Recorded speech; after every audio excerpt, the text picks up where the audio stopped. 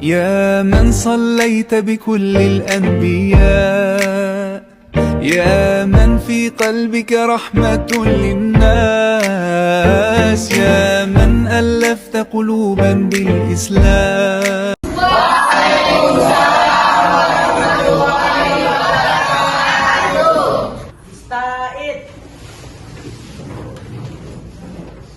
Sebelum memulai pelajaran, marilah kita berdoa bersama-sama. Doa dimulai.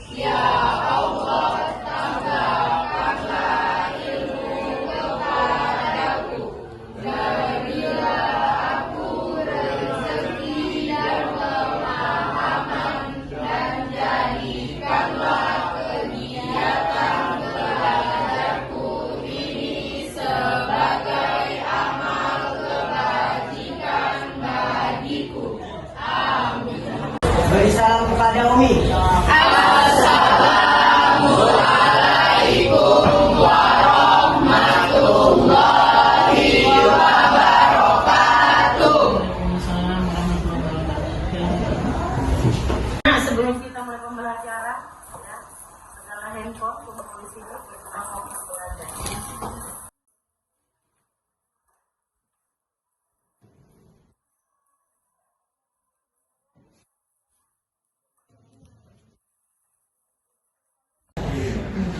Anak-anak, seperti biasa mengawali pembelajaran kita sudah kumpul handphone supaya fokus belajar, kita sudah berdoa bersama.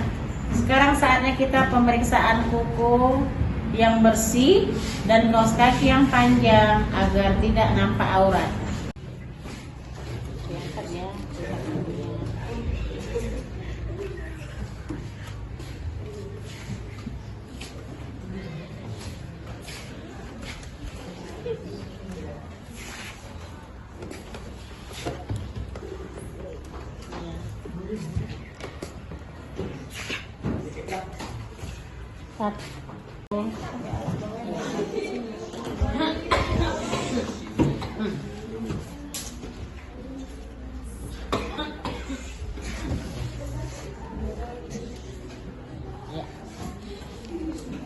Assalamualaikum warahmatullahi wabarakatuh. Waalaikumsalam warahmatullahi wabarakatuh. Innal hamdalillah wa na'udzubika min adzabi minan nar wa na'udzubika min fitnatil mahya'i wal mamat. Khususan ya bunaya 10 IPA 7 rahimakumullah. Berbanyak syukur hari ini kita bertemu dalam tatap muka. Detik-detik pembagian rapot naik kelas sudah dekat. Semoga detik-detik pertemuan terakhir ya kita tetap dalam posisi kesungguhan belajar. Selamat salam pada baginda Rasulullah. Allahumma sholli wa sallim wa barik alaihi. Semoga kita tetap jadi ahli salawat dan dikumpulkan kembali oleh Allah dalam satu barisan menuju surga al-jannatul na'im. Amin ya rabbal alamin. Hari ini inspirasi kita membahas tentang seorang profil ahli sufi, Ibrahim bin Adham. Ibrahim bin Adham itu berasal dari Masjidil Aqsa, negara Palestina. Diceritakan dalam Kutubus Shahih, beliau melaksanakan ibadah haji butuh waktu kurang lebih 4 bulan untuk menuju Masjidil Aqsa di kota Mekah Al-Mukarramah. Karena di masa itu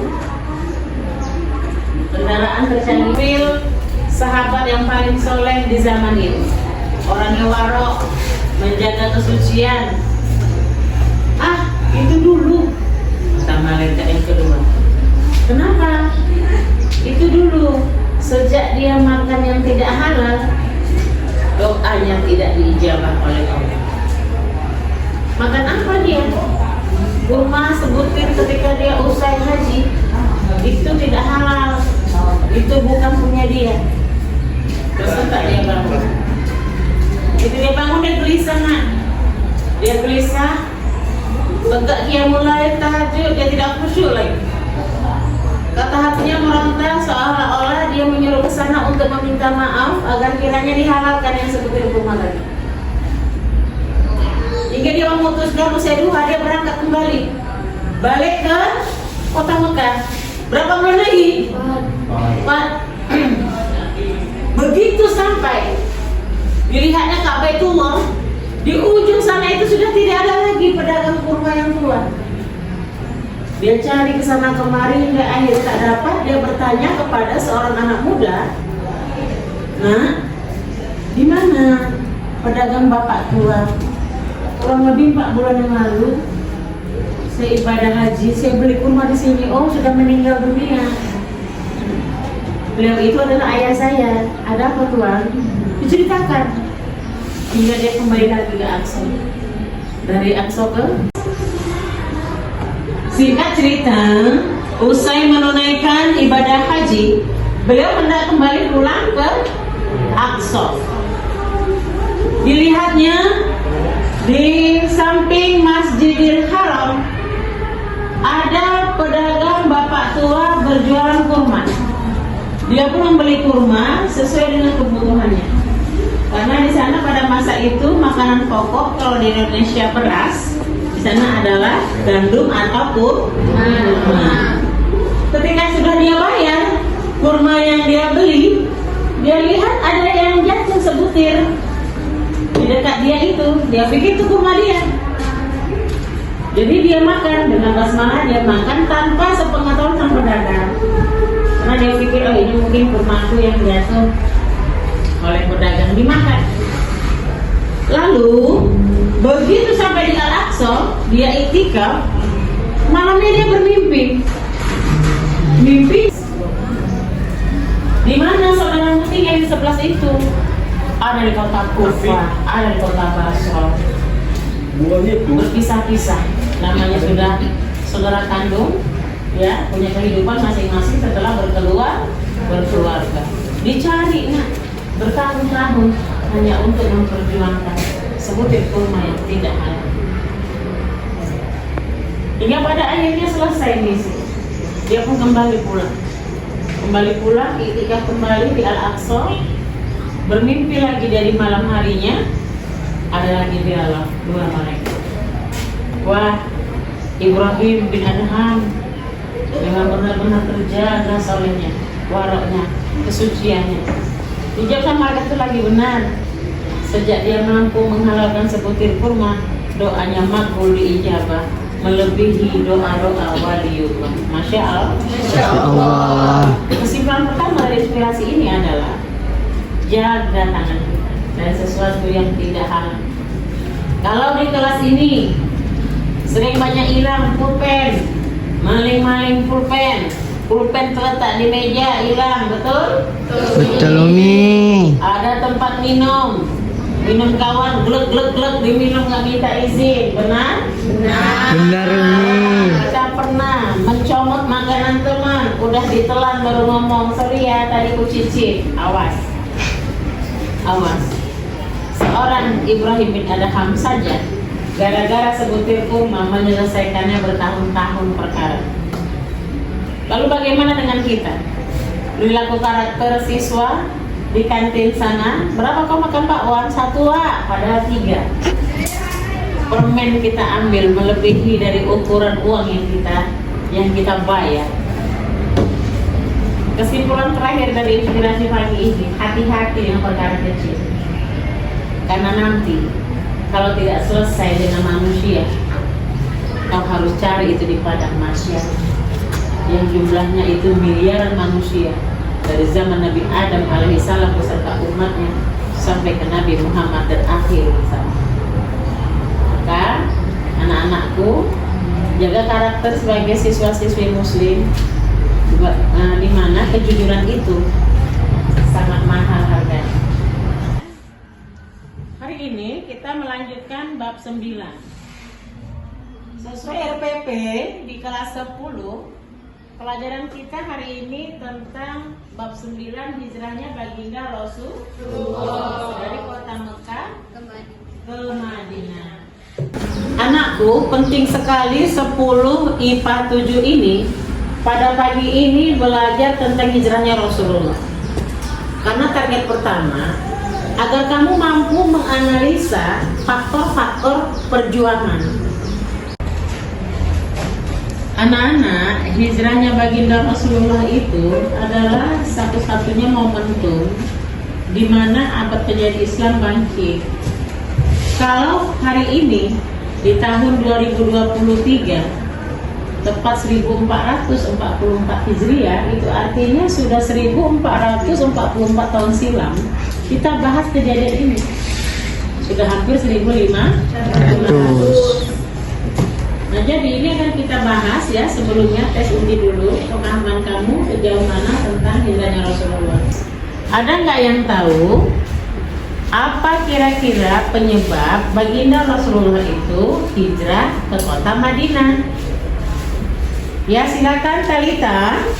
Karena pas mereka di Mekah itu mereka kayak disiksa gitu nih. Jadi mereka mau hijrah ke Madinah mencari tempat baru yang lebih nyaman. Ya, benar ya. Ada 2 faktor nak, faktor internal dan eksternal. Faktor internal itu yang pertama, baginda Rasulullah kepalanya dicari. Kaum kafir Quraisy buat sayembara. Siapa yang menemukan Muhammad hidup atau mati dibayar 1000 ekor unta. Ini faktor internal. Karena pemimpin umat Islam pada saat itu baginda Rasulullah dicari-cari. Dan kalau dirupiahkan dengan kurs dolar per 2023, sayembara itu setara dengan nilai 1 triliun. Masya Allah. Sehingga keselamatan baginda Rasulullah terancam. Faktor eksternal seperti yang dijelaskan teman kamu Talita, bahwa adanya intimidasi dan siksaan dari pengikut-pengikut Rasulullah. Diceritakan bagaimana Bilal bin Rabah, muazin yang azan pertama di zaman itu, ditarik, diseret sampai gamisnya koyak, ya, sedemikian rupa sampai berdarah-darah. Bayangkan di sana tekstur geografisnya adalah gurun pasir yang tandus, panasnya luar biasa. Hanya karena apa? Mereka tidak suka, orang-orang kafir Quraisy tidak suka akan melesatnya kemajuan ajaran Islam yang dibawa oleh Rasulullah. Nah, dalam proses hijrah Rasulullah itu, anakku sayang, yang harus kau ingat ada 2. Orang yang hijrah namanya kaum muhajirin, adalah golongan sahabat-sahabat Rasulullah yang menjaga mendampingi baginda Nabi. dari Mekah ke Madinah. Dan yang kedua namanya kaum Ansor. Siapa itu? Tuan rumah, penduduk kota Yasrib. Desa Yasrib itu sekarang viral dengan sebutan nama Al-Madinatul Munawwarah. Nah, ada yang tahu nggak di antara kalian akhlak apa yang terpuji dari kaum Muhajirin? Ya, silakan Ina. Akhlak terpuji dari kaum Muhajirin yaitu mereka memiliki sifat ukhuwah Islamiyah, di mana ukhuwah Islamiyah itu artinya memperkokoh hubungan persaudaraan berdasarkan Muslim. Mereka juga rela berkorban demi ikatan persaudaraan dengan Muslim. Masya Allah. Kasih aplaus. Penjelasan dari teman kita, ya, Ira, betapa mulianya salah satu akhlakul karimah para sahabat itu adalah dengan mengaplikasikan persaudaraan ukhuwah Islam. Nah, lalu ada nggak di antara kalian yang tahu apa hal perkara pertama yang dilakukan oleh baginda Nabi sesampainya di kota Madinah? Nah, setelah tadi ada penjelasan penyebab hijrahnya Rasul dari teman kamu Talita, ada penjelasan ukhuwah persaudaraan Islamiyah dari sahabat kamu Ira. Sekarang di antara kamu ada nggak yang tahu apa perbuatan tindakan pertama kali baginda Rasulullah sesampainya di kota Madinah? Ada? Ya, silakan. Sampainya Nabi di Madinah, Nabi berhasil membangun masjid yang bernama Masjid Quba. Iya, tepuk tangan untuk teman kita. Rasulullah membangun masjid pertama yang bernama Masjid Quba. Nah, anakku, dari begitu ringkasan perjalanan baginda Rasulullah hijrah dari kota Mekah ke Madinah, hari ini kita akan melanjutkan hijrahnya Rasulullah itu dengan melalui lagu, ya. Dari mana hijrahnya Rasulullah? Dari Mekah ke Madinah. Orang-orang Madinah, kaum Ansor itu saking gembiranya menyambut Rasulullah, mereka bersolawat untuk Rasul. Dari jauh sudah kelihatan baginda Rasulullah dan rombongan itu datang, mereka pun bersolawat. Nah, pagi ini solawat itu akan kita nyanyikan bersama-sama sebagai flashback kita untuk menapak tilasi jejak baginda Nabi. Tapi kali ini kita versi yang happy, ya, agar kita semangat belajar. Ya. Yang sudah Umi ajarkan, untuk sejenak mengingatkan nada lagunya yang versi ini, ya.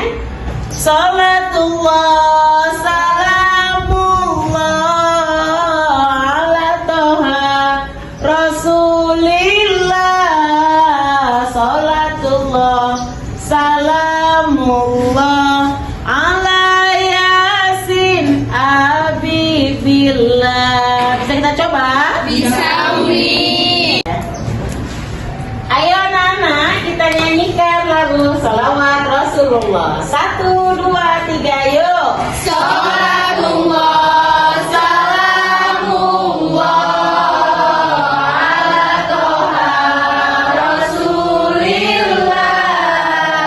Salatullah salamullah ala yasin habibillah. Salatullah salamullah ala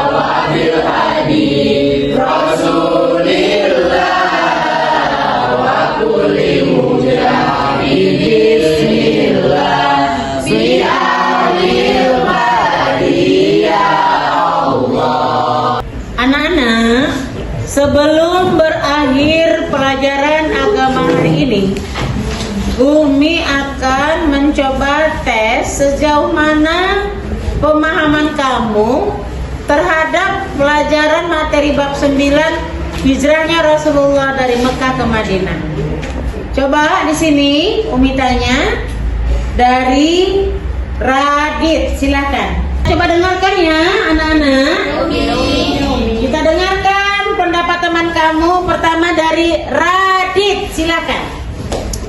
Kesimpulan yang saya dapat pada pelajaran pagi hari ini adalah betapa dibutuhkannya komitmen pada sebuah misi. Masya Allah.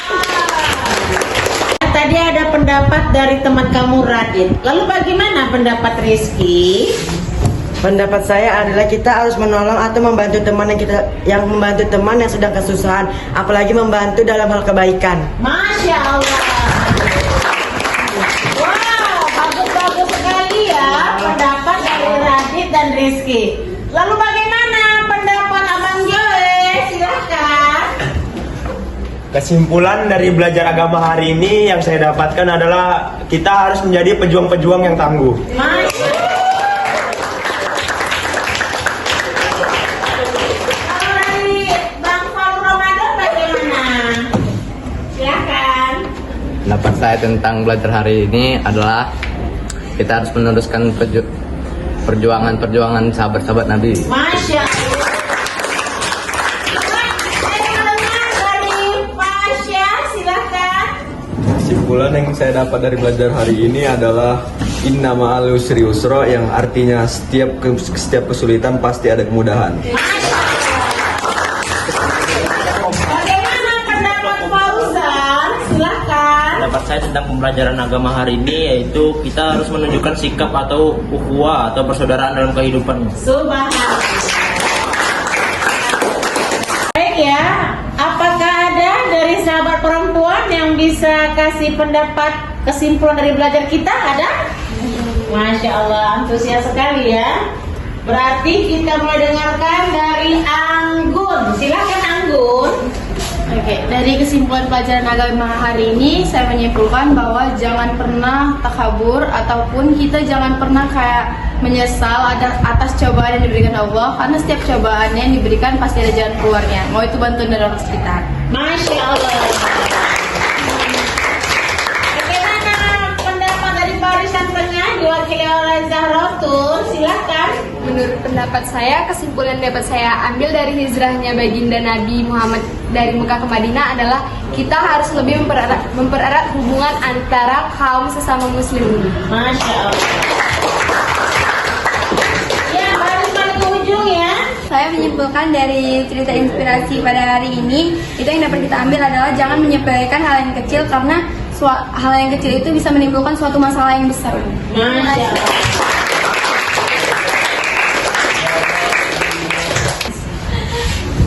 Baik ya anak-anak 10 IPA 7 rahimakumullah.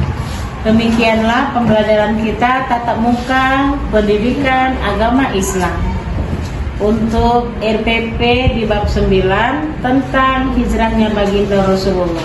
Semoga kita bisa mengaplikasikan dalam kehidupan sehari-hari dan kita lebih kompak lagi dan berkah pertemuan kita. Amin ya rabbal alamin. Amin. Usikum binafsi fatawakkal ala Allah. Wassalamu alaikum warahmatullahi wabarakatuh. Waalaikumsalam warahmatullahi wabarakatuh.